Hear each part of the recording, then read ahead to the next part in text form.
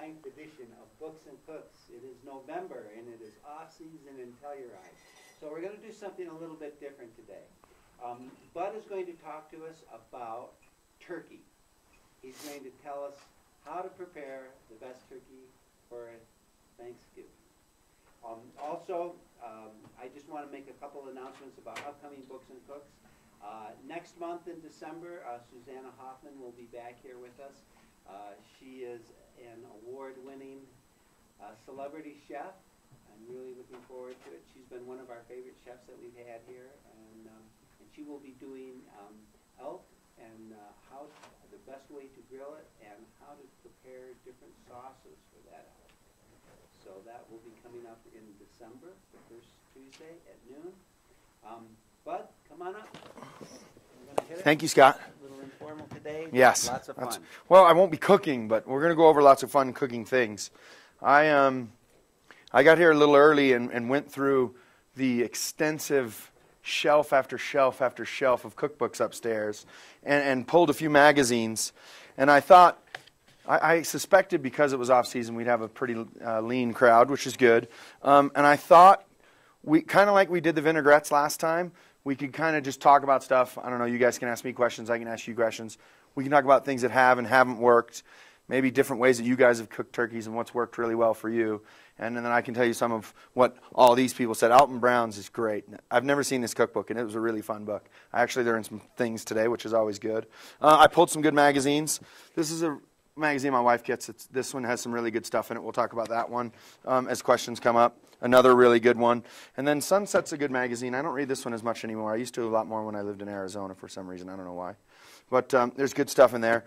I think mostly Thanksgiving and mostly turkey, but we'll definitely talk about some of your favorite sides and my favorite sides and what works with those and doesn't work with those. I guess, do you want to start off me asking you guys questions about who cooks turkey at your house, what's worked really well, how you guys like them? Has anyone fried turkeys or anything like that? What works for you guys? I mean, how do you guys, same every year, kind of different, potlucks, not-lucks? What works at your house?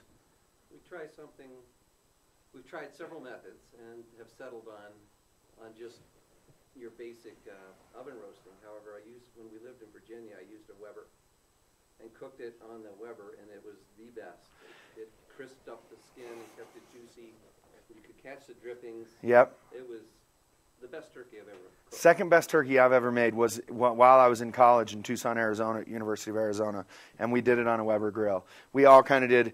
It was a bunch of my classmates who didn't have family in town, so we did this orphan Thanksgiving at a friend of mine's house. And I did the turkey, and I smoked it with rosemary that we stole from the school campus because the whole border of that school is surrounded by big rosemary bushes. It was amazing. That's a good one. That was a long time ago. I'm going to do that one again. Anyone else have really successful or not so successful turkey ideas, uses? Anyone fried a turkey? It's a good way to burn down your deck, I've heard. Because when it goes in, if it's got too much moisture, the oil comes out over the top.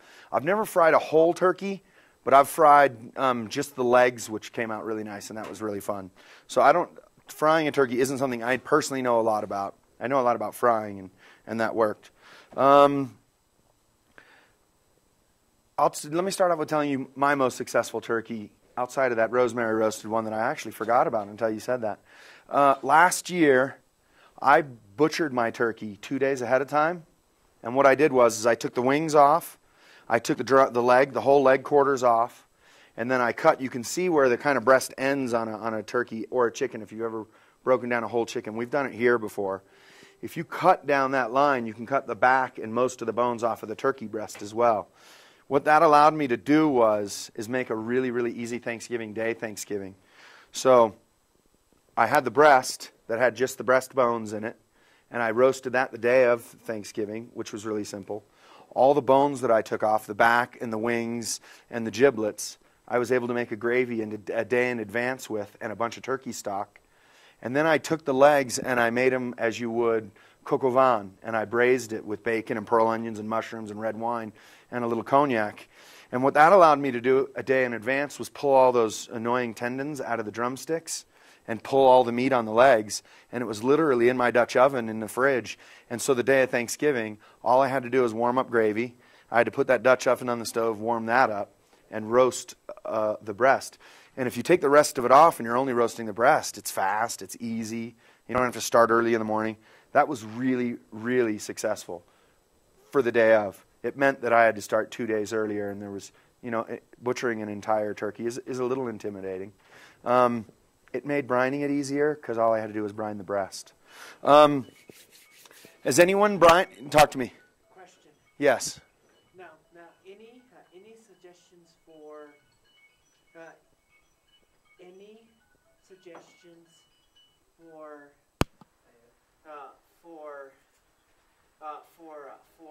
preparing Thawing it like you asked me earlier? For getting your Dutch oven Seasoned? No, seasoned. A little. When I got it, I just rubbed it with a little bit of canola oil and then wiped it out as best as I could, as dry as I could with a paper towel, and it's been really happy ever since. And it's been seeing a lot of business since then. All right, so I gave you a little bit of random information all over the place. So let me get back to it and start kind of maybe in a better progression. Turkey. What do you buy? You get it frozen, you get it fresh, you get it thawed. I get my turkeys from Black Canyon Foods in Olathe. You have to order them way in advance. They're beautiful fresh turkeys. So that turkey I do brine. Be careful when you're buying your turkey. If you get like a big frozen butterball and it says in juices, there's a very, very good chance it's already been brined. It'll say on the bag somewhere in solution or something like that. I believe in brining things like that. Poultry brine and pork brine really, really well. So brining it, what I mean by brining is salt water. What it does is moisture goes from the brining solution into the meat. So the meat will pick up. It can pick up as much as 5-6% of its weight in water. That sounds bad, but it's not watering it down. All it's doing is getting some salt inside the meat, which is good, and it's also bringing in a bunch of moisture with the salt. It makes that end time when you want to pull it. Some people would say 160. I pull it at 160 degrees. Some people will say 170 degrees. I pull it out a little early because it'll get there eventually. So careful when you're brining your turkey. Know if it's been brined or not, if you get a butterball or something like that, and then brine it. If we're going to roast it whole, what I like to do, I have a huge stock pot that it'll fit in. I can add ice packs or ice to it because it won't fit in my fridge. Keep an eye on it. You want it to stay below 40 degrees. If it gets warmer than that, you can get, the salmonella can have a chance to reproduce quickly if there's a lot of it. Ice chest works really well because it's really insulated. So I have a big ice chest, and if I have a huge bird, I have a huge ice chest I can just fit it in. I make the brine. In all these books they talk about brining. Every one of these magazines and books say something about brining the turkey. Is that a warm water solution? What you would do is you would have really, really hot water and you would dissolve salt into that and then ice that down and get it to the right temperature. And all you need is for it to be covered. How much salt and what kind It of depends how much it is. So what I would do is look it up. This Salt and Brown, he has a really good idea for that, for ratios of brines. And not to confuse you, that would be something I would just look up. America's Test Kitchen has a really good section on brining as well, and ideas to do. Other ideas that work well for brining is heavy-duty gallon-sized bags. Those won't work for a whole turkey, so that's where the ice chest comes in. If you do brine your turkey in an ice chest, something very important to remember is to clean your ice chest really well with warm soapy water and then a little bit of bleach. When you're using bleach to sanitize, it's a capful to a gallon of water. And it doesn't seem very strong, but that's strong enough to sanitize your cooler and get it back to being friendly again. Thawing your turkey, you asked me about that ahead of time, before. I would say a reasonably safe way to thaw a turkey would be in the same ice chest with the lid closed and just keep an eye on it. If it starts thawing too fast, pop it in the fridge or put ice in the ice chest with it. Because not many people have 2 fridges or enough room in their fridge for a whole turkey that time of year. So a big ice chest for that comes in handy for lots of purposes. I would allow 2 days to thaw it under refrigeration. If you thaw it on the counter, one problem you can have is it'll get a little warmer on the outside than the inside, and you can have problems with bacteria. And also, if the whole thing thaws at the same time, the muscle, less cell rupture happens, the meat relaxes better and it thaws better, and you lose less of the juices. I don't know if you've noticed when you thaw a frozen steak or something frozen, tons of liquid comes out of it, and you really don't want that. The slower you thaw it, the less that happens, which is good because you want that in there. Would you put ice in your ice chest when you're thawing it? Yeah, because when you pack stuff on ice in a cooler, it's still only about mid-30s, maybe closer to 40, and it'll thaw. It'll just take a long time, which is good. That's exactly what you want. So it'll still thaw. Maybe when you start it, it's cold enough to keep it cold in there, but then once it gets along by a day after that, I'd be worried about it being cold enough then. So definitely a little ice wouldn't be a bad thing, or some ice packs in there. If you have a thermometer, you could put it in there maybe to help ease your mind. Anyone have any questions about that so far? I mean, we're only getting up. We haven't even started cooking yet, and there's a lot of technical stuff. Is it better to get a natural turkey, natural? No It depends what you mean by better. There's probably 25 reasons you could argue why it would be better or not better. From taste. There you go. For me, the most important thing is tasty. We were talking about this America's Test Kitchen book, how they do lots of reviews and stuff. They really love those pre-bined butterball turkeys. I haven't eaten one in a really long time, so I don't remember. I think if you're more used to that type of a turkey, I think you would like that turkey better. I think that any of those things you get, like grass-fed beef, these local turkeys and stuff, they definitely have a different flavor. Right. I cooked some ground beef for someone the other night, and they said, wow, this meat almost tastes gamey. And I said, yeah, it's very beefy if it's really properly raised. And same with the turkeys. Wild turkeys are pretty tough and pretty gamey as well. So the more natural, the more grass and bugs and things running around it gets more turkey flavor. And if you're not used to that, it freaks some people out just a little bit. But it is yummy, delicious. I mean, I like that. Yeah. Does that make sense? Oh, yes. Yeah. Anyone else? Anything else? Let's move on to cooking. Ideas. When you say the Yes. butterball, is it only salt that they put in that brine that they? No, sometimes they'll put butter. I'm not sure if I'm saying this right. I'm guessing, and I could be totally wrong. They put something in it to change the pH as well, because pH can affect these solutions moving back and forth through the turkey. I swear I want to say it's phosphorus, but I don't think that's right. I always wondered that. It'll say... It just kind of turns me off. They kind of have to say what's in it. Not exactly, but they have to come really close. Okay. They're allowed to say things like seasoning and flavoring, and that can be anything, which is kind of a shame. But getting back to that, if you're worried about that, then that's when the other turkeys are good, because I know the guy I get my turkey from, the only thing that's been done is plucked and drained and cleaned out, and there's nothing else been done to it. Different ways to cook a turkey. Man, there's a lot of information in a turkey. The more I look at it, I think, well, we can talk about this. We're not going to go like the vinaigrettes and go for 2.5 hours. I promise. That was great. Things that have worked well for me for cooking a turkey is roasting it whole. Legs, wings on, everything on. Classic, what we would all think of as a whole roasted turkey. That's what people expect to come out onto the table and get carved. I mean, it's probably 99% of how turkeys are made would be the whole roasted turkey. I wrote down ideas here so I don't forget them all. We talked about deep frying. That could be done either just the legs, just the breast, in pieces. Surprisingly, it doesn't come out greasy. The grease doesn't penetrate really. It just crispies it up. It's nice. The downside for me for frying is the fond or the drippings in the pan to make gravy with.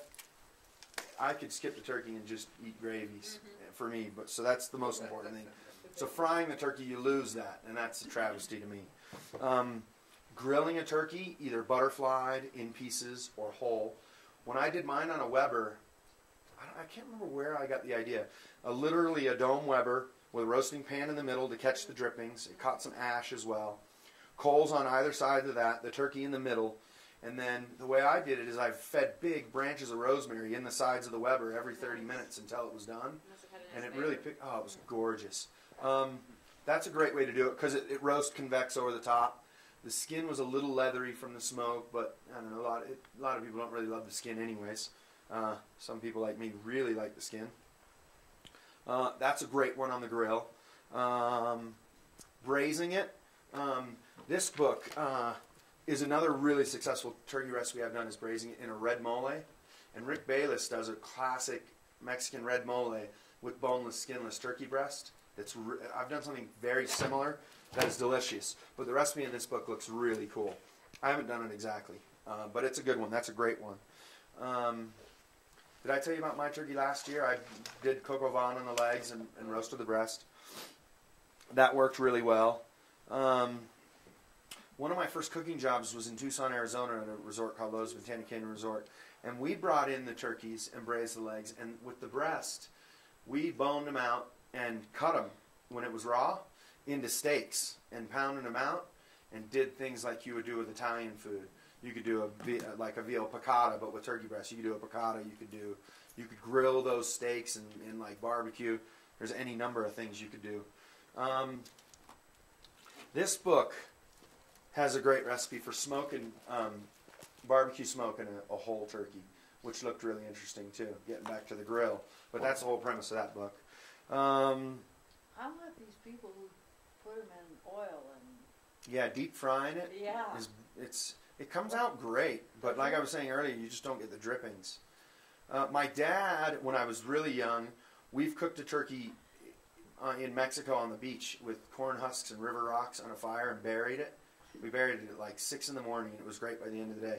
The skin is kind of pale, but the meat is just falling apart. It's amazing. Very laborious. I don't recommend doing that unless you've got strong, willing helpers to dig holes and move blistering rocks. That's a fun one too. It's too much to get into today.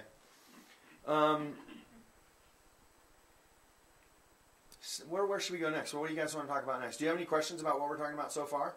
How about glazes for the turkey? Glazes for the turkey. Okay, let me go back and then we'll get to glazes. Okay. So let's just assume we're going to roast a turkey and it wasn't brined and we're going to make a brine. Okay. We've thawed our turkey. The day before, we're going to brine it in our ice chest overnight. We've got it out of the brine. We've preheated the oven, and we're talking about just classic roasting a turkey. An important thing with the brine is the brine's picking up all these flavors and bringing it literally through the cell walls into the meat rather than something that's just on the surface. You never want to rinse off a brine. That brine's good. But what you do want is the skin to be dry. If the skin's not dry, it doesn't brown right. It browns splotchy and it just doesn't brown right. Same with frying something in a pan, like a pork chop. If we're going to brine, we want to take copious amounts of paper towels. They're cheap. Don't worry about it. Don't think that you're being wasting a whole roll of paper towels. You really want the skin to be totally dry. So in the wings, around the wings, and the legs, like really paper towel dry your whole turkey. And then you can season it any way you want. If we brined it, you want to go a little easy on salts because it's taking in a lot of this salt. And then lots of pepper, fresh herbs, dried herbs. I love thyme. I love rosemary. Depends what all the other things you're going to do are. And then go with that. Wait, on I those like herbs, talk over to me. the skin or over the You skin? know, I've seen a lot of. It's never. I've tried them all. I'll tell you things that I have tried, and they haven't been noticeable to me. Like this is like, oh, I'm definitely doing that. That was spectacular. I've put herbed butter under the skin. I've laid pancetta over the breast. I've put bacon on top of it. I've tried lots of things. The most simple whole roasted turkey has been the best for me. And when I say most simple, take it out of that brine, super paper towel dry it. I skipped one part when I said salt and pepper it. Rub it with either butter or canola oil. So I'll melt butter and take a brush or my hands and get messy because I'm already up to here in turkey at this point anyways because we've been pulling it out of coolers and drying it off. And rub, just like we did with the paper towels, in all those little nooks and crannies of the wings and legs with either canola oil or a light, inexpensive, not extra virgin olive oil or butter. Butter works really well. It sticks nicely. And then just rub it all over and then put any seasonings you want on it. Like I said, dry herbs, fresh herbs, salt and pepper. Salt and pepper works well for me. I think it's just really simple. You still want to put salt on there after you brined it? A little bit, yeah. You could not, though. You could totally skip it. I'd probably skip it. Because we did that with something we brined. Yes. We were making chicken from scratch. Fried chicken. Yes. And A we buttermilk brined brine, it, and yes. then we added salt. I've and done it the was exact so same thing and had salty chicken. So Too salty. And you know what? Something like this is really, really simple and easy to salt at the table, too. Right. I would not worry about, I'd be more worried about having it over salty than under salty. Right. For sure. Right. Yeah? Hey, bud. Hi. Okay, I have a question, I guess, back to the brine. Are you doing it to be cold? Yes. You do. So what you'll do is dissolve your things in the brine in hot water. Like I make my kettle and I just make a little, and it's got a ton. I love brown sugar too. Brown sugar goes in really well as peppercorns are great in a brine. Brown sugar, any herbs, some citrus is always nice, depending what it is. Alton Brown's got a really cool orange brine recipe in there that's different than anything I've done, but it looks really interesting and simple. And then what you would do is dilute that brine to the volume that will hold your turkey or whatever it is. Okay. And these two books have the clearest sections in them on brining. So if you want to brine something, both these books, Alton Brown goes to levels of explaining it to you that you don't even want to know probably, which I like, but it's really interesting. He really breaks it down to science, which is cool. Now what? Now what salt do you use to brine? I just, I have 2 boxes of salt that I get that I just reach to all the time. I've got a blue box of just regular old kosher salt that I use for 99% of things, and then I've got a little tube of sea salt that's really, really fine that I use for other stuff. And in my mind, I'm not sure. I know which one I want to grab, and I don't even really think about it sometimes. I think if I want it to dissolve really fast, I use that sea salt that's really fine. And if I'm seasoning something with my fingers, I like that kosher salt, and it's I think it's $2 for a big box, so it's not exactly expensive, and that's what I use for my brine as well. Brines pick up flavors really, really well. I said it a minute ago. Brown sugar is a great one because it'll bring it into the meat, and it's perfect. That's beautiful. Quick question. Yeah, While it's brining, you need a really large container because Yes. it's in water and everything. it's submerged. I mean, you've got to find a big fridge. Your for ice that. chest. Ice chest. Yep. On ice. Yep. And then just keep checking it and throw, a handful of ice in it if you're around, or a bag of ice, and Yeah. keep checking it. If the ice seems to be gone, add a little more ice, and just as your ice disappears, just keep adding ice to that brine. If you drain a little off, and with a brine, it's not an exact science. It just wants to be salty. It doesn't have to be precise. It's not like baking. So as long as you're really close, Is it you're fine. completely covered in that? It's submerged, completely covered. That's why an ice chest is. I can't think of anything else that would really work. And the maybe a trash can or a huge bucket, but then we don't have insulation and it's not keeping it cold. Right. So the ice chest is probably the best, easiest, most reasonable thing. And we're going to sanitize it with bleach afterwards Right. when we're done. When we're roasting big pieces of meat like this, another thing to think about. So we've brined it, we've oiled it, we've done this. We want to pull it out of this brine or things, or the fridge or this ice, up to an hour earlier. 4 hours is a long time, but 4 hours is still safe. 4 hours outside of that, below that 40 degrees, is the max you want to do. So it's nice to get the turkey at closer to room temperature ahead of time, because then it cooks in the oven better. Going in ice cold, it takes a really, really long time for that center to come up as fast as the outside. So letting it rest at room temperature really, really helps a lot on time, on quality, on dryness, on all those things. So if you brine it, it shouldn't be that dangerous being out of the brine for. 4 hours is the max you want to be above 40 degrees Right. safely. But I'm just saying that since it's a salt solution, Yep, it shouldn't be very dangerous. you're exactly right. Okay. Is that the same for fresh and frozen for 4 hours? If I'm going to get a fresh turkey? If you get a frozen turkey, we want to thaw it out in this ice chest 2 or 3 days ahead of time. I'm going to get a fresh one If you for get a 4 fresh hours. turkey, same thing. Brine it and then pull it out. Definitely not more. 2, 3, 3 hours. I'd be comfortable with that. That being said, it's something I haven't tried yet, but I don't know. A friend of mine told me, or it was in one of these books. I don't even remember where I saw it now. But a great idea that I haven't tried was they brought their turkey on the counter up to room temperature for 3 hours, but they put ice packs on the breast, so the breast stayed cold, and the rest of the turkey came up to room temperature. Because I don't know if you've noticed when you're roasting your turkey, the legs take longer to cook than the breast, and if you have perfect legs, you usually have an overcooked breast. And if you have a perfectly cooked breast, you usually have undercooked legs. And the dark meat, I think, needs to be fully cooked for it to be really juicy and delicious. And the breast needs to be not overcooked to be really juicy and delicious. Have you That's a ever good done idea. it upside down? America's Test Kitchen starts with it upside down for the first hour and then turns it over. That helps a lot because the breast is protected a little bit. That back and all that stuff kind of melts down into it a little bit, which is nice. I really like that freezer pack idea. I'll definitely try that next time I do a whole bird. The reason I liked the one that I talked about earlier where I did coq au vin with my legs and roasted the breast was I was able to cook the legs completely so they were falling apart and delicious. And then I was able to roast that breast to exactly 160 and not even worry about it, be done. Doing the breast and the legs separate is definitely my new favorite way to cook the turkey, just for that reason. Have you ever tried cooking one in a bag? I haven't. I've never cooked anything in a bag. The closest I've come to that is fish in paper, and that works really well. My mother-in-law loves the bag. She'll do all kinds of things in a bag. I don't know. I don't know. Bag, it's just never cooking, does right. Yeah, she does all kinds of things in a Well, bag. I I hope she's not tried it. watching. I tried it once, and the only saving grace about the whole thing is it goes really fast. It does. It does, It's like, and it comes out brown. Are we talking about like a foil bag? No, you buy them in the grocery Yeah. store. I tried it one time. It goes a lot faster than if you do it not in a bag.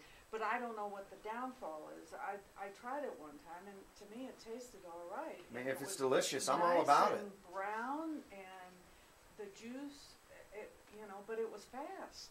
It was like, I want All to right, say. I'll cook something in a bag. I'll try it, and then we'll talk about it. Does anyone have any questions where we are just a so far in comment on this? that. I Yes. think we might have cooked one in a bag once. I think the difference might be in a bag, it's nice and moist everywhere, but you don't get that crunchy.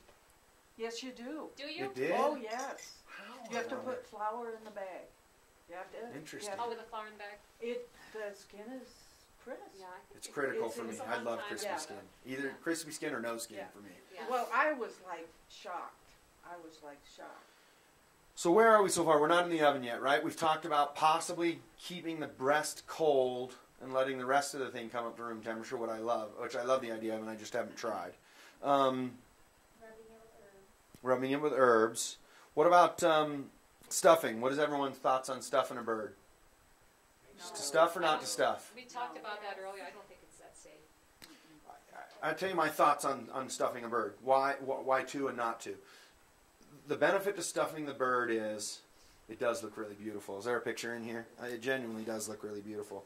I wonder if any of these magazines have it where you can see the stuffing looking gorgeous. Your last They don't. Your book. This one? Yeah. Yeah, it does look gorgeous. And it does pick up a lot of those juices. I don't know if you've noticed when you roast a chicken or a turkey that a lot of those juices pool in the cavity, and then you pour them out and you make your gravy. A lot of that will go into the stuffing, and it will pick up a lot of yumminess from the turkey. What I don't like about stuffing the turkey is to get the stuffing in the center of that bird that's usually a little bit overpacked in there, which if you stuff it, you want it really loose in there. To get that to 165 because it's got all those drippings in it, I worry and think that it's tough to do that without getting the rest of the bird overdone. So I worry about overcooking the turkey doing that. I worry about maybe bacteria or salmonella or one of those problems being in the stuffing. One of these books, I think it's Alton Brown, had a fantastic idea. Alton Brown cooks his turkey and cooks his stuffing separate in a casserole pan. And when the turkey's rested and ready to go on the table, he puts the stuffing in the turkey done afterwards and takes a little torch and goes over the stuffing so that it's all crunchy and it looks like he cooked it in there. That's a great idea. Alton Brown thinks of everything, doesn't he? So I like that idea. I could be talked into. That's a good one. Especially the torchy part. I like to cook my stuffing outside of the turkey because I think it's more delicious. I think the turkey comes out better, and I think the stuffing comes out better because I think the best part of the stuffing is the top on the bits on the top that got browned, and I think that's important. If you do that, do you put anything in the cavity, like just to keep? Varies. I'm whimsical about that kind of thing. I would be standing in my kitchen and I would look up and go, "Oh, look how good my thyme looks," and I would go trim a huge chunk of that off and throw it in there. Okay. If there was a lemon in my kitchen that I could see, I would probably quarter that up and stick it in there. I wouldn't be opposed to maybe a little onions and carrots in there. Not packed. We're talking just like a few things in the cavity. I think those aromatics and those things would get in just a little bit you're better off getting those flavors into your turkey from the inside rather than the skin, because skin is supposed to be waterproof, and it really is. So that's a good segue into basting. My mom's a big baster. She had this little tube with a bulb on the end. Man, my mom was a serious baster, but I don't think it makes a difference, genuinely. I think if you've properly got the skin oiled beforehand and it gets crispy and it browns, that's all you need. I think if you hadn't done that, getting some of that fat on it helps brown the skin. But I'm worried about what it does is every time you open the oven, we have temperature change. So what happens is your oven temperature comes down, and then the element has to come back on. And now we're heating it from the bottom, and it's not really the same roasting thing anymore. I think you lose a lot of moisture every time you open and close the oven. The most simple things I've done roasting a turkey have always worked the best. Just keep it really simple and put it in the oven. So maybe we should go back to getting it ready for the oven. So I don't know if we've used the ice packs or not, but we've got it all greased down. We've got it seasoned. One thing that I think is a must if you're roasting a whole turkey like this is you want it off the bottom of the pan. And the reason you want it off the bottom of the pan is V-rack or a little wire cookie drying, like, a little cookie one that would fit nicely in a disposable pan. I don't care if you use a disposable pan, a heavy bottom and whatever. I don't think that matters really either. I think you want it off the bottom for two reasons. I think all the drippings that come out of the turkey and all those things want to hit the bottom of that pan without any turkey there. And I think they really want to fry in the fat that comes off of it. And I think you get a better cook. The heat circulates around it better, and all the skin and everything in the whole turkey. Those bottom pieces of those legs where the thighs come in around the bottom, that gets better heat and they cook faster, so we don't have that overcooked breast thing again. So we've got a right pan, right? So now we've got our thing oiled, we've got it seasoned, we've got it in our pan, and it's not on the bottom of the pan, and it's up off the pan. In the bottom of that pan, you could do different things as well. I go sometimes with a little bit of white wine. I go sometimes with just a little bit of water. Sometimes I go completely dry. Sometimes I'll do carrots, onions, and celery, and a garlic clove that's been split. It depends how ambitious I'm feeling. And kind of those things will roast underneath it and really help the gravy out some. But I don't think any of those are important. The important thing is that it's off the bottom. And then for roasting it, there's a lot of ideas. What works for me, and what a lot of these books all said, except for this one because he braised it, and this one smoked it. But the other ones were pretty unanimous in starting with a really, really hot oven and getting it crispy first, and then bringing the temperature way down. One of them went as low as 275, 300, 325, around that range. And I definitely agree with that. And there's a few big reasons why. I like really crispy skin, and a 500 degree oven does that. What works for me is breast side down, 500 degrees in the oven, 30 minutes, pull it out, turn it back over with some hot pads, and then go back in the oven at like 300 degrees for anywhere from an hour and 3/4 to 2.5 to 2 3/4 hours, depending on how big the bird is and what's in the cavity. Those are all things. A good thermometer is important. If you have a convection oven, does that make a difference? It does. It'll go a little faster in the convection oven. It helps the skin brown a little more evenly. It really helps with that air movement around. What you don't want is a different temperature on the bottom and the top. It doesn't not cook, but it just doesn't. It isn't the same roasting that you would do. Would you not use the? I would. I like convection. It's good. Okay. You say that again, then 500 degrees. 500 degrees, and breast down, or if you don't want to flip it over, flipping over a hot 20-pound turkey might be awkward. You have a little bit smaller hands than mine, and they probably burn easier. Don't worry about doing it breast side down unless you're confident you want to do it breast side down. You want to flip it over. It's helpful. It definitely works. It definitely improves it. Same with chickens. I've done chickens on their sides before too, so they really brown all over. 500 degrees for 30 minutes until it's all looking golden and crispy. Just the regular way? Yep. Okay. Turn it down to say 300, and my guess is 16 to 18-pound turkey. I'd start really checking it an hour and 3/4. And then I'm guessing it would be done at 2 hours. It might take as long as 2.5 hours. I'd be shocked if it took longer than that. If it took longer than that, you open the oven way too many times. So So, 500 degrees for 30 minutes, would that be for any size turkey? Pretty much, because Okay, all it's we're just worried this. about is blasting that skin. Okay. You know, people talk about sealing in juices and all that. I'm not really sure if that happens. I think it's just about really getting the skin crispy and Right. nice. Okay. So then this is what happens. So then we bring the temperature way down, and this works really well for lots of things that you roast in the oven, like a prime rib. The secret to beautiful prime rib is no different than a yummy turkey, is doing it really, really, really low and really, really slow. But if you do it really, really low and really, really slow, only we don't get that yummy crispiness. That just doesn't happen the same. And this is the theory behind it. It's like driving a car on the freeway. If you're going 80 miles an hour and you're looking for an exit, that exit goes by really, really fast. The chance of hitting your exit diminishes dramatically when you're going that fast. Now, if we're going 40 miles per hour and we're looking for this exit, we have a lot better chance of hitting this exit at the right time. And what I mean by that is when this turkey's at 160-ish degrees. If we're going at 500 degrees in the oven, when we get 160, it's going to go from 160 to 65 to 70 to 75 really, really fast. And that means we've got to keep checking it, you know, because we're going by that mark of done really fast. And what it does is it blasts the outside and the inside doesn't cook as fast. So you get really cooked on the outside, not really cooked on the inside. When we go really, really slow, that's how when you go out to a restaurant and you get prime rib and you're like, how did they make this thing so it's mid-rare on the edges, on the middle, and the center? It's because they did it at 250 degrees. So they got it all cooked at the same time. So it warmed up all the way through, and you get that nice thing. It's the exact same thing with your turkey. When we bring that temperature way down, that's why even 275 isn't bad. If we're getting to 160, 275 is definitely hot enough to cook it. It's just going to take longer. But that window when it's done is, it turns into 30 minutes as opposed to 4 minutes of when we got to pull that thing out. So that's a good reason to do that. There's a bunch of good reasons. It just works for so many different reasons. I guess we've cooked the turkey now. We've roasted the turkey. Does anyone have any questions up until this point? Anything I missed or what you want clarification on or to add? So then we've done this. Now what we want to do is pull the turkey out of the oven and let it rest. I'll go back to prime rib again. Or we'll just talk turkey. So what happens is when this turkey's cooking and it's really hot on the outside, what it's forcing the moisture of the turkey to do is to go to the center of the turkey.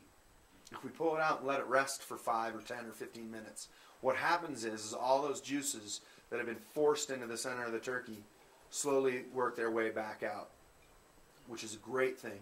And it also gives you time to do other things, and you're going to have really hot gravy. 15 minutes isn't going to make for a cold turkey, but it's going to make for a better turkey, so it's worth it.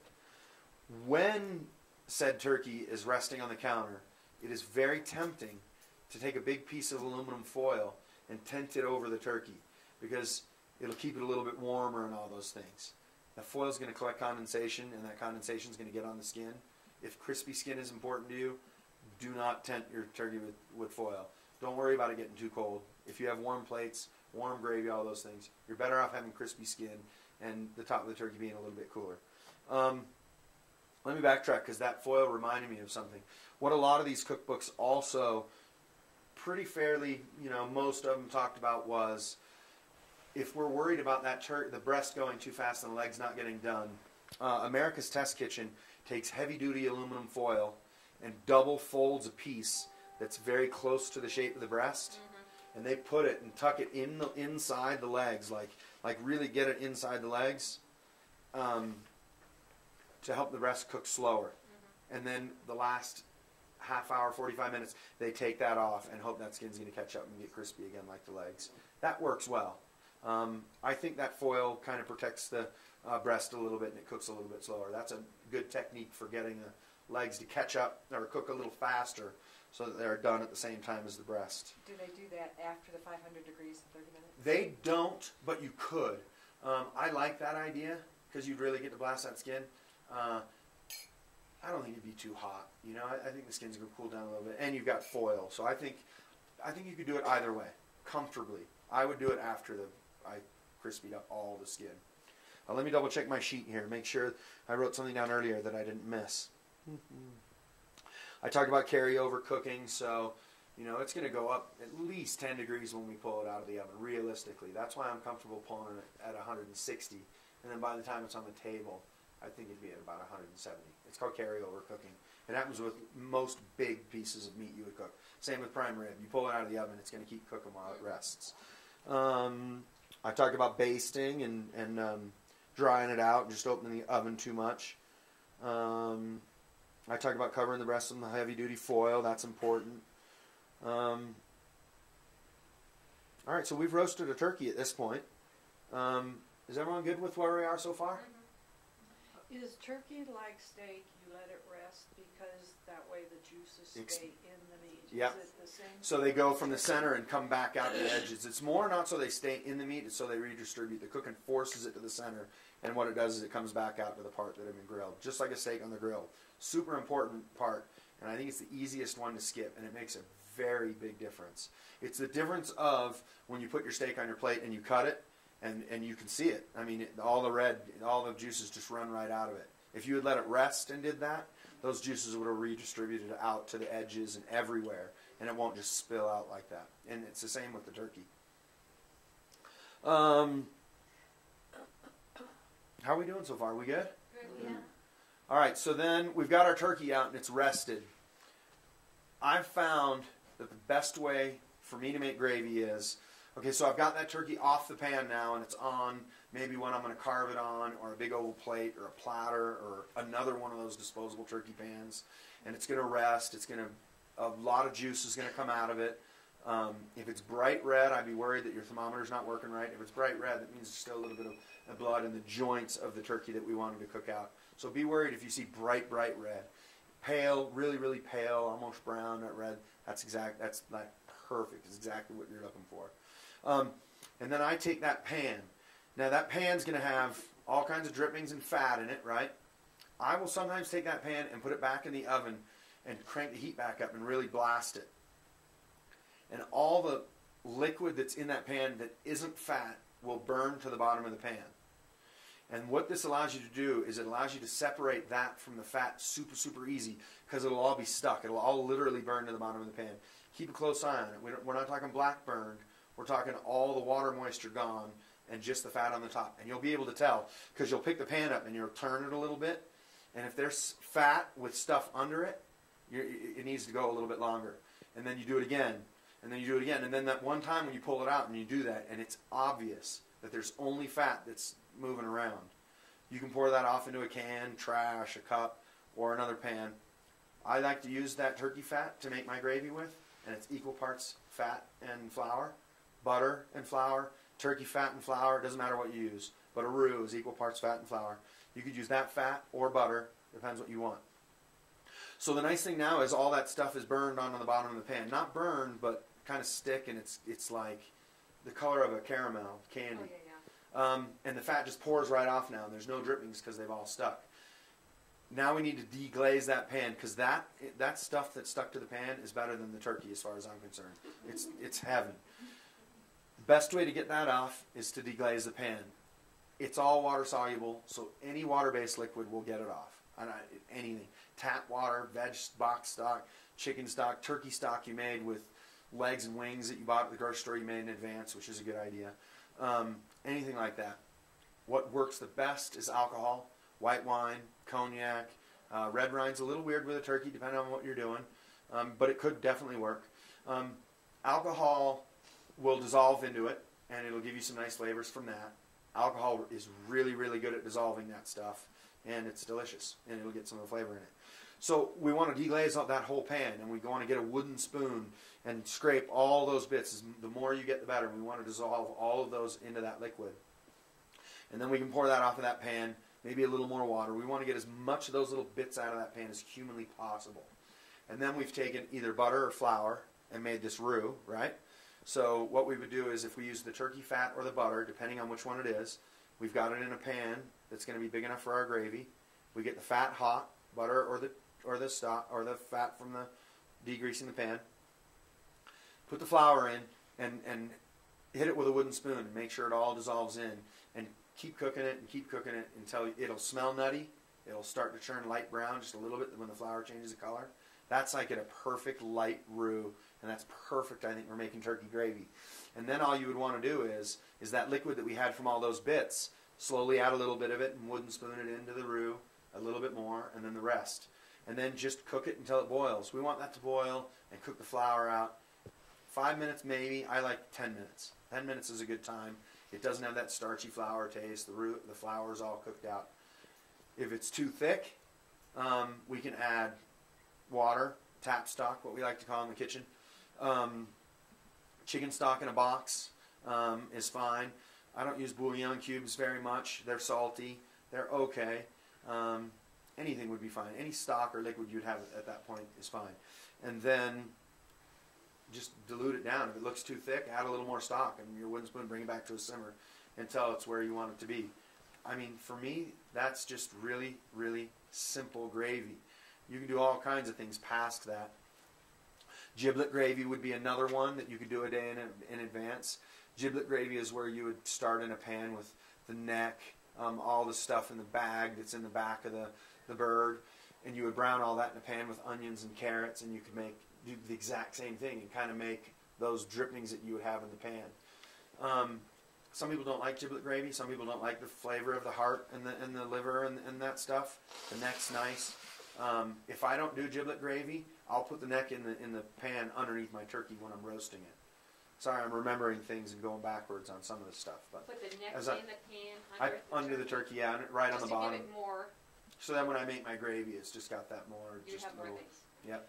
Well, what I usually do with the neck and that stuff, and like you say, the wings, I put them in a saucepan with some onion and Yep. stuff, and then I pour stock over it and let that cook for like 3 or 4 hours. Yep. Just, That's what my mother did. That's very popular in Europe. My mother's English, and that's like Yeah. classic giblet English gravy. I mean, that's exactly what they would do. And then the end result from that, what you would get, you would save, Right. put it in the fridge, and when it's cold, it's easy to get the fat off. right. And then if we get back to making this yummy pan gravy, that would be the liquid you would use. I mean, Yeah. it's another step, and if you're into it, it makes a dramatic difference. Well, I do that with a lot of other gravies. Yeah, my mom would take and pull the gristle off like the liver and the heart and the lungs and that stuff when it was done, and pick the meat off of the neck and chop it all up really small, and add that to the gravy. And it was nice. You know, you're gonna like that kind of thing. It's another little step she did. I have a question. Yeah. You want to use that fat that's in the gravy down at the bottom of the pan? I always try to get rid of the fat. I like that because I think it has nice flavor. I use that to make my roux, Me too. or you So- could use butter. It's personal preference. So if There's- you use the fat, There's a then fair why amount of can't you just cholesterol in keep it turkey there? fat. Say it Well, again. if If you you don't use the wanna fat, use why it all. can't you just leave it in there and just use your flour and? Because when you make your roux, you don't want to have any liquid in it. So you could, well, if we didn't want to put that pan back in the oven and get the fat off that way, what we could do is pour it into a gravy separator or in a I've seen those. pitcher. I haven't seen those in a long time. Pour it into a pitcher or something and add a little bit more liquid, and the fat will all come to the top, and you could skim all that fat off, and you would get all those drippings the same. And you could either use that fat or butter or anything you want. The most important thing is that it's just equal parts fat and flour. You make your roux and then use that liquid to dilute it down. Does that make sense? Does that answer your question? The problem, I think, if I may just add something to that, sometimes there's too much fat. Absolutely. So you have to get it separated because there's too much fat to make gravy. So once it's separated, then you can determine how many How much- spoonfuls or how much fat you have compared to Okay. how much gravy. You want to make and how much flour you need to Yeah, add. right. So when we're making that roux and we're browning the flour in the fat, it can't have any water moisture in it. It can only be fat. So I've definitely done it before. I can think back to times when I used to roast a chicken and I would literally pull the chicken out of the pan, throw tablespoons of flour in it, get it mixed in well, and then proceed. The only downside to that is what you're not doing is browning the flour in the fat and getting that roux, that nice light nutty flavor. It changes the flavor of the flour a little bit when you brown it in the fat and actually make a proper real roux. And it's it's a little bit more work. It's not. You could definitely do it either way. It comes out better if you have just the oil and the flour. Does that make sense? Yeah, I'm a little confused. What about the juices? You have juices. critical. So then that's what, once we make that roux, that's what we add to the roux with stock to make the gravy. Okay. You with me? Yeah. Mhm. Okay, good. Yeah. You know, I think it was a Williams-Sonoma magazine a few years ago that that a friend of mine's wife got a recipe for. I went to their house for Thanksgiving. She made gravy and she made stock, just like turkey stock, just like you would. She used all the drippings from the bottom of the pan, threw away all the fat, and she took a mortar. No, she didn't. She took a Ziploc bag and put 12 ginger snap cookies in it, and crushed them all up into a powder, and used that to thicken her gravy. She started with a pan. She sautéed 4 shallots, put her stock in that pan, brought it to a simmer, and then mixed those ginger snap cookies in it. It sounded awful. It was amazing. It was genuinely amazing. It's something I never would have thought of. It was fabulous. But you know, you could think of things like that to thicken it with as well. A cookie is the same things. It's browned butter and flour and a little bit of ginger and things. So it's really almost dehydrated roux in a way if you think about it. It really came out amazing. It would be, yeah. And then if it's not thick enough, add another cookie or two. If it's too thick, a little more stock. It genuinely was delicious. I thought it sounded ridiculous, but it worked really well. I talked about fond, which is those brown bits at the bottom of the pan. The more of those you make, it changes the flavor. So that liquid that's underneath the fat, if you totally dry it and make it that caramel color, it changes the structure of it, the sugar structure of it, which is chemically what's happening. It tastes different. It tastes caramely and yummy and nice. It just works better. What else is on here that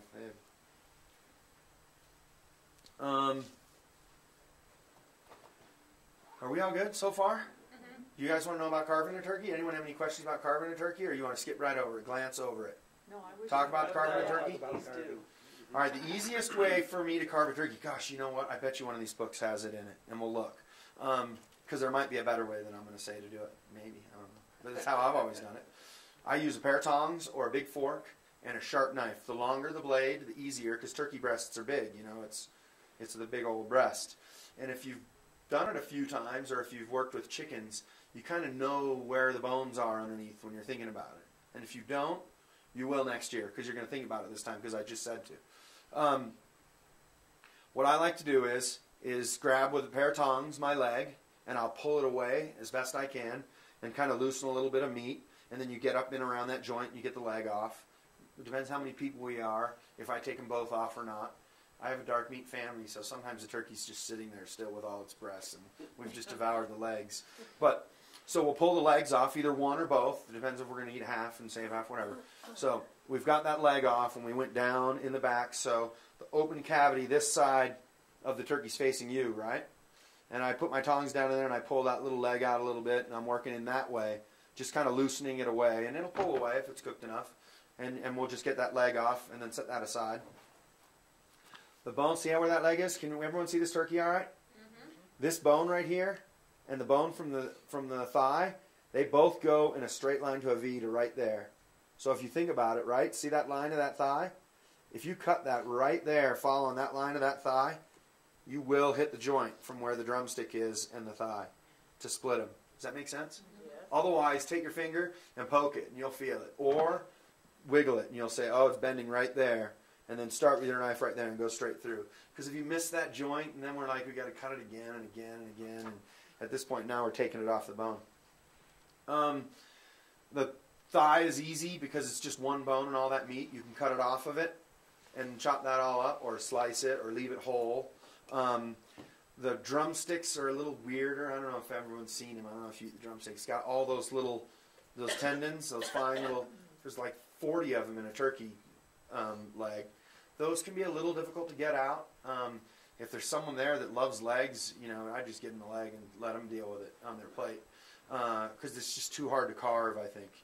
Unless the way to do it would be to start at this end and not press hard, but kind of carve it down this way, and your knife will stay on top of them because they're not as soft as the meat. Right, the meat's softer. And you could carve that meat off there if you wanted. And then the drumsticks. The benefit to pulling this meat off of these bones in the kitchen or when you're carving is then it stays on your carving plate and you can use them to make stock. Raw bones make the best stock, but roasted bird bones still make really delicious stock. If we're planning on making turkey soup, I highly recommend doing this because these bones are going to give you great stock to make a really yummy turkey soup. So the less bones that get on people's plates, I never make stock at home that someone's, you know, if once my son's had it, it doesn't go in the stock anymore. Once he's had his way with it. So if you do want to do that, think about that though ahead of time and go, well, I'm going to make stock. I don't want these bones to get out to everyone. I want them to be, you know, still looking nice. Okay, so then we've gotten this leg off and we've either butchered it down or we've, you know, got a whole thigh and a drumstick. So then this wing probably won't be that beautiful and sticking all up in your way like that. It might be, but that's fine if it is. What we want to do at this point now is if my hand is my knife, right? Tip of the knife, the sharp end of the knife. At the base of this turkey, right along here where this line is, where it's all thick, what we want to do is just take our knife and start back here at the back, right above, just above the wing where it attaches, in a straight line across it. And you just want to take your knife, so this is my knife now, and this is my turkey. I'm just going to cut it all the way in, and if I hit a spot here in the back, then I'm going to go in further with the tip. And all I want to do is make sure that I've got a cut underneath that goes all the way to the bone and just kind of follow the shape of the turkey around. And what that's done is released it all on the bottom. So then, when you're standing there in front of everyone, you start carving the turkey, and you go straight down it in perfect straight down lines. When you cut it, you get to that cut you already made, and those slices they just start coming right off. And you can just keep going, and they look beautiful, and they're perfect. And you don't get too close, and you're going to have lots of stuff left over for that soup as well.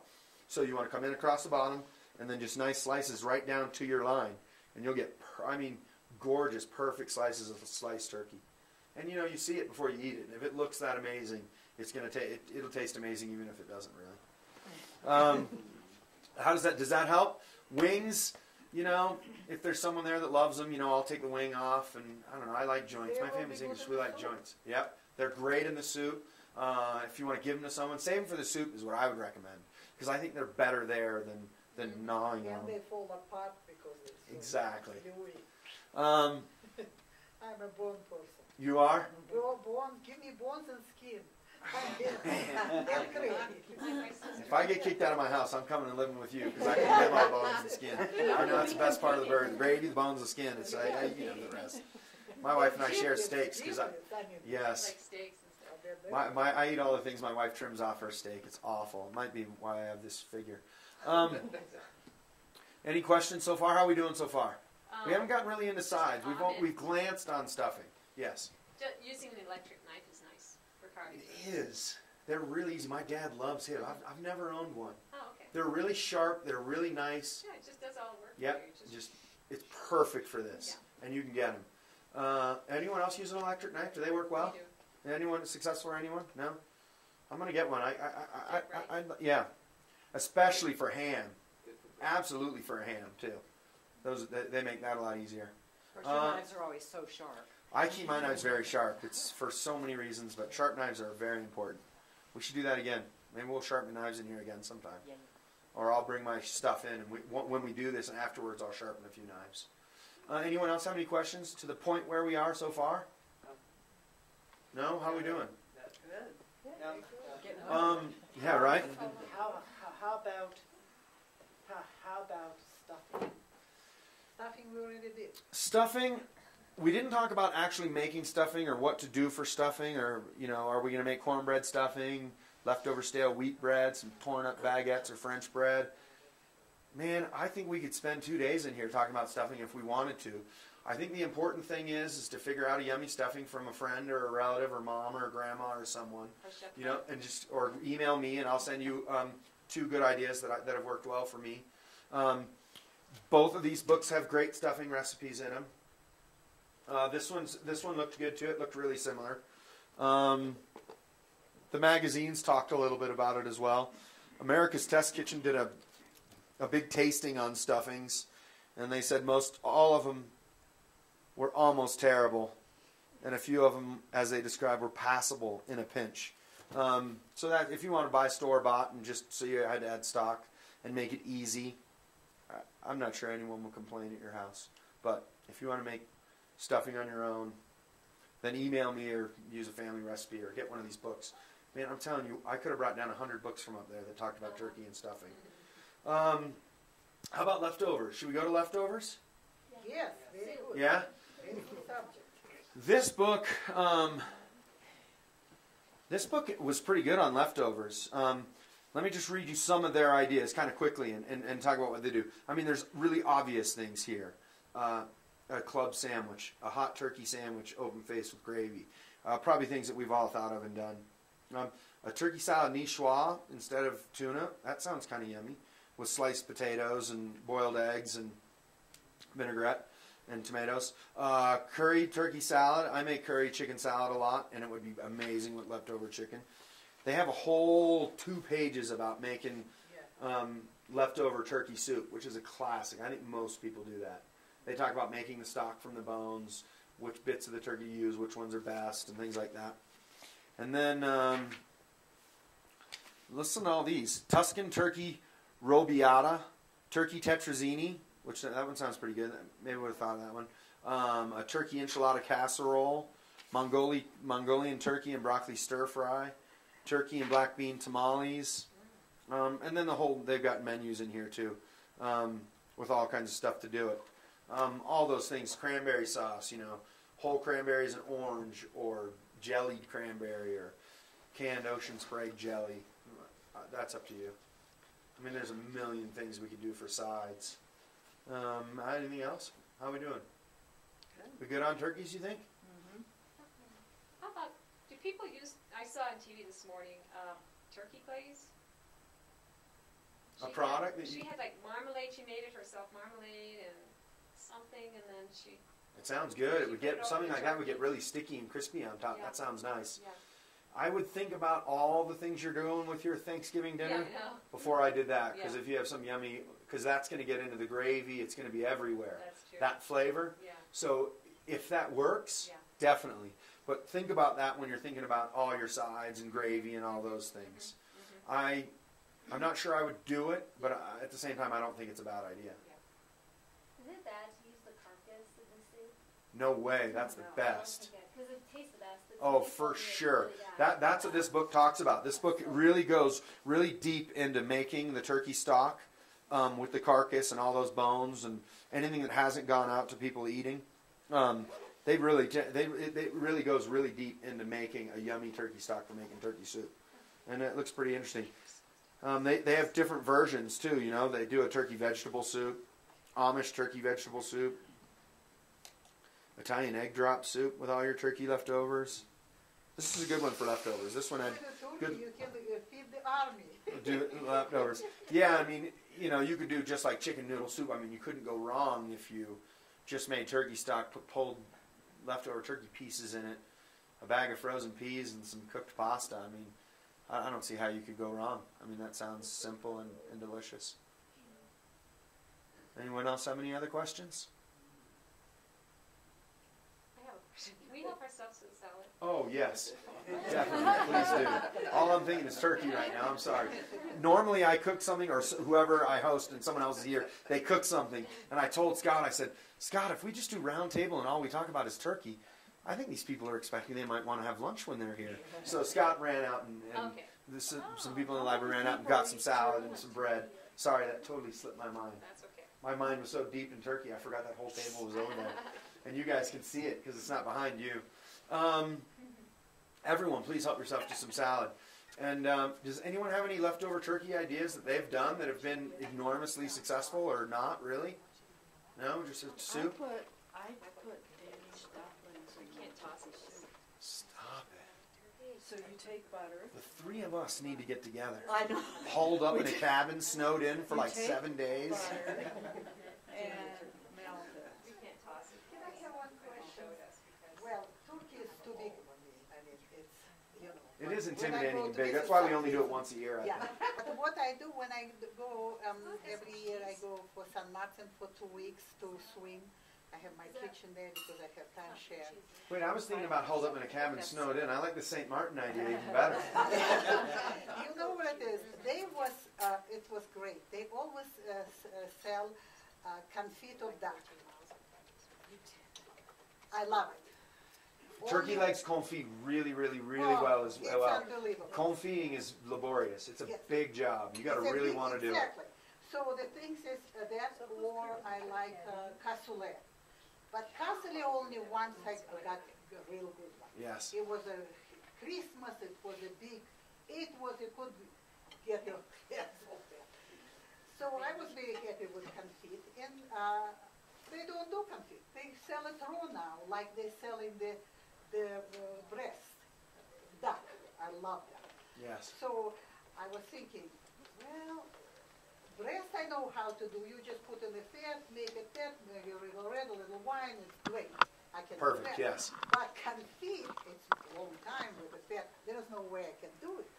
The hardest part with confiting a duck is having enough fat, because what she's talking about is confiting it is so it's a really, really classic duck preparation. And so what you do is you would dry brine duck legs. You pack them in bags with peppercorns and thyme and bay leaves and garlic and salt, and leave them for up to 3 days.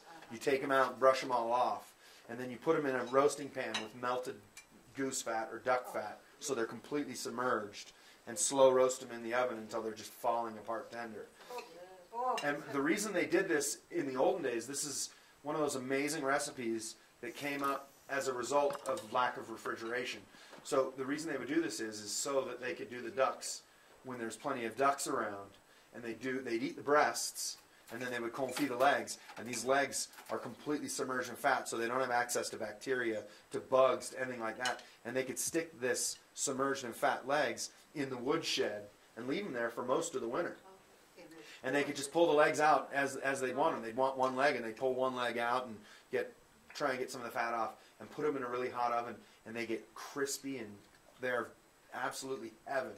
But it's a really, really big job. I mean, I like to cook, and I like to make things more difficult than they need to be sometimes, and I find that to be a big job. I love it so much. What if I just put them a little bit in the water with the spices and cook long, long time, so they just fall apart? So we could do that, but then we'd be more braising than confiting. I've seen people confit in olive oil or canola oil. If you're going to do it, I would do it with legs, and I would do it in some type of oil. Cover with the oil, or maybe just to do with the juice. It won't. You can, but if you want it to be the same, what you remember. Same, it will not be. No, it won't be the same. But I can cook You can't cheat if you want the same thing. There's two kinds of shortcuts. There's shortcuts that sacrifice the end result, and there's shortcuts that don't. I know. And it won't. Shortcuts usually change the end game. Man, turkey legs would be amazing like that. And there are companies you can order them from. It comes in a big can. The fat, if you really wanted to do it. But then what do you do it? For many years I did. For that, he sent each separate, which is good. Health food stores sometimes have, but they're expensive, so I buy them all the time. You know where you can get them? I just remembered a place that I've gotten them before, but it's been a really long time. Is Hudson Valley Farms is what it's called. Hudson Valley Farms, or Hudson Valley Foie Gras, or Hudson Valley. If you Googled any of that, you would definitely find it. Hudson Valley in New York, they do a really, really good job with humanely made foie gras. So because they do this, they have lots of duck parts. Their website, if you like that kind of stuff, is pretty spectacular. They have a fig syrup that's amazing. They have, there's an Italian garnish that they classically do with foie gras, and I'm drawing a blank on the name of it, but they have it, and it's a very difficult thing to find, and theirs is spectacular. It's imported from Italy, and it's quince. It's 4 different fruits that are small, and it's like a jar of marmalade. God, it's amazing. I'm drawing a blank on the name of it. It's a classic Italian garnish. But they have confit duck legs. They have goose liver pate. They have foie gras torchon. They have everything. All those duck things you could dream of, they have them completely cooked. So this is Hudson Valley? Hudson Valley. I could try that. I did it. Because then what you would only need to warm the legs up. They've already been confit. That's a great solution. And that's easy. In a duck and young bit, he didn't do it anymore for many years. He did a wing over ducks. It was the guy. It's gonna Wow. be I mean, expensive. they're already ready. you just. Hudson Valley? Is it expensive? Oh, absolutely. Yeah. Yeah. It's very expensive. Maybe For we should sure. try it just You once. don't Oh, yeah, have to definitely. fly- It's a you don't holiday. have to fly in Yeah. France. Huh? You don't have to fly in France. It's cheaper. Yeah, Yeah. it's a lot cheaper than flying to It's France. cheaper than flying in They do a France. very, very good job. Check it out. And you'll see they have gift baskets that are all put together that have like they'll have, you know, everything you would need in it to do a pretty spectacular party. It's a good website. They do a good job. Expensive. And they overnight it in a little ice chest with ice on it. Sounds wonderful. They're very good at what they do. You order from D'Artagnan, you order like, 500. If you have somebody to eat it, you can put it in the freezer. It's going to stay Yeah. for a long time. But then you have to have a lot of people to enjoy it. Sure, sure. You don't go for small little. It would be like a party You thing. know, like, If you're having a party, you have it out. Yeah. Yeah, if you have a people to come and Yeah. visit, it's Yes. a marvelous thing to do. When Uh-huh. I did it, I always did it. Yeah. When I entertained after my husband died, and just do it. Yeah. But it's worth it because it's something different. Uh-huh. It's Sure, something sounds different like it. which everybody appreciates. Especially for ground, what could be better? There's no nitrite there, nothing. It's all humane, humanely raised. It's just And it's all made for you, so it's a lot of work to do that. yes, exactly. Or they have like a small duck breast. It's fabulous. You don't have to do nothing. Oh, they do a lot of. They have several different kinds of smoked duck breasts too, Yeah, which is nice and for a they party. just, It's you like cut them. pancetta or The prosciutto. only It's thing you gorgeous. have to learn how to eat it with a fat. That's the whole idea. I mean, if you say, "Oh, I don't like fat," it's No, you have to. You have to eat all of that like they do in France. Right. And lick the fingers. Yeah. You know, that's the whole idea. It's like ritual.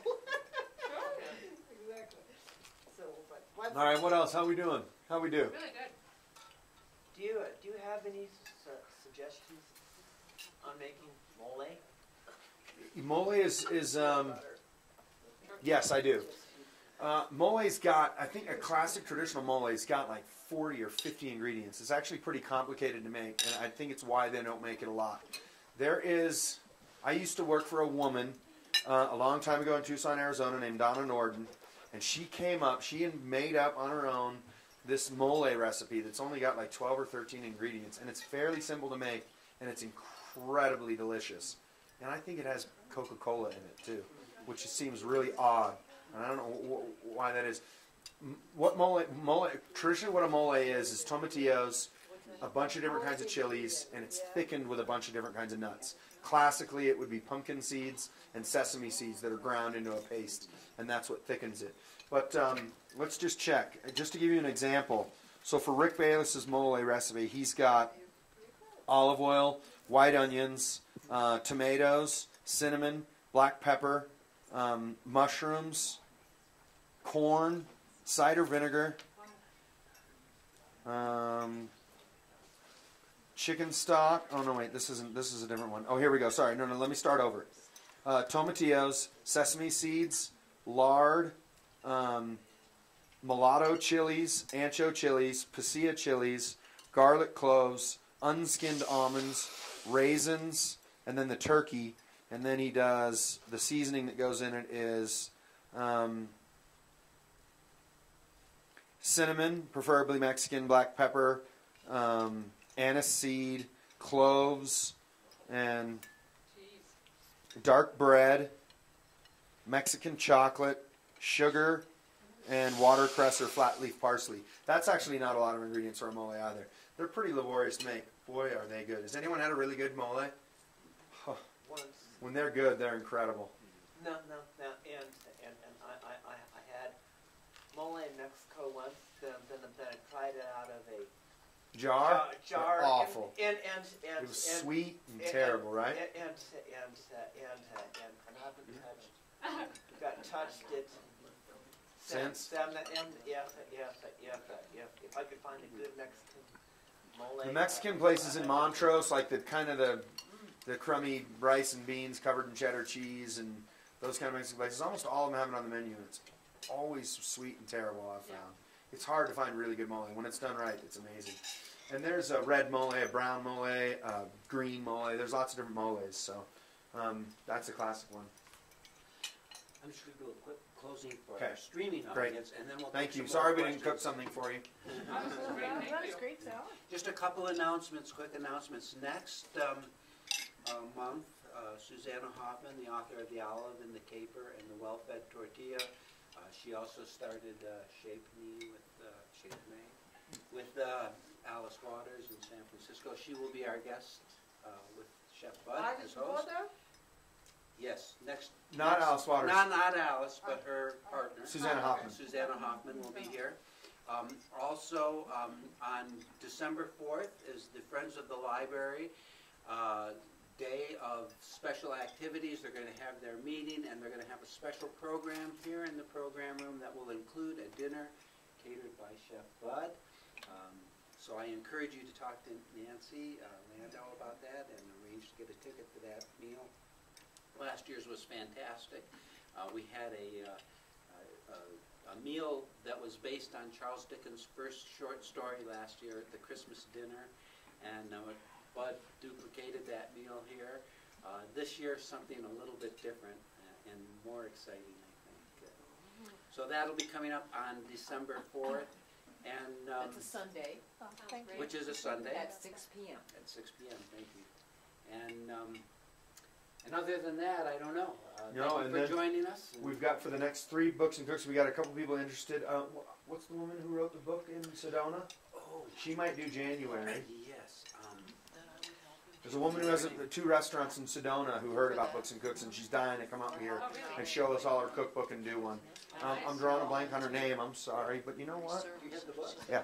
Oh, good. Does the Hoffman lady live here? Or no? Susan Hoffman? Yeah. Susan Hoffman lives here most of the year. Okay. She's a celebrity chef on a cruise line, so she does that quite a bit of the year, and she's gone quite a bit. But she will be doing a special series for us on Mediterranean cooking in January, February, Oh, really? and March. And The Elixir of Life by Lisa Dahl. She's got, I think, 2 restaurants in Sedona, Arizona. She is interested in doing January. We don't have it confirmed yet, but I think she might be here January or February. We've got a few people that haven't totally committed. It's hard to get someone to commit in the middle of the winter, but it's going to be a fun winter. it is going to be fun. Oh, thank you. Yes.